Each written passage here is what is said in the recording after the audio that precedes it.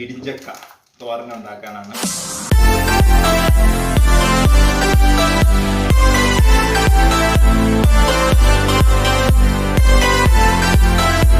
Hi friends, ഇന്നത്തെ പുതിയ വീഡിയോയിലേക്ക് എല്ലാവർക്കും സ്വാഗതം. അപ്പോൾ ഇന്ന് തന്നെ ഒരു കുക്കിംഗ് വീഡിയോ ആണ്.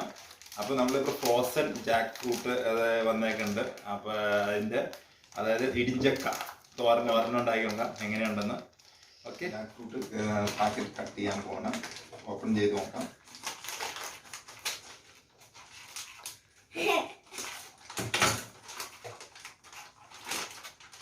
ഇതിൻ്റെ ഉള്ളിൽ തന്നെ ഒരു പാക്കറ്റോടെ ഉണ്ട്. അതൊന്ന് ഓപ്പൺ ചെയ്യാം.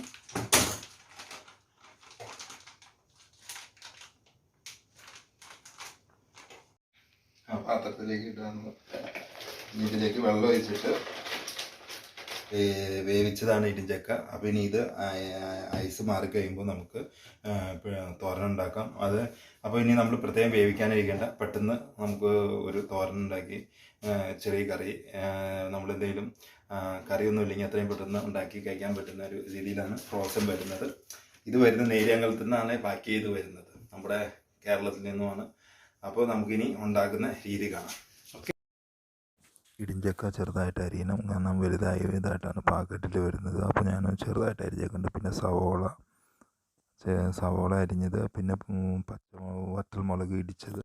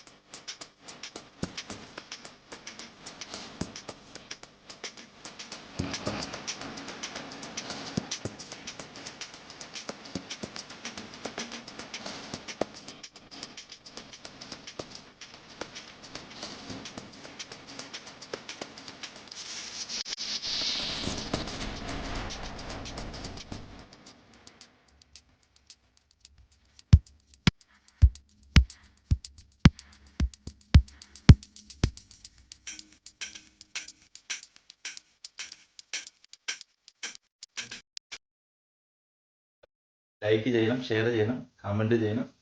അപ്പോൾ ഇനി ആരെങ്കിലും ഈ ചാനൽ സബ്സ്ക്രൈബ് ചെയ്യാത്തവരുണ്ടെങ്കിൽ സബ്സ്ക്രൈബ് ചെയ്യണം. താങ്ക്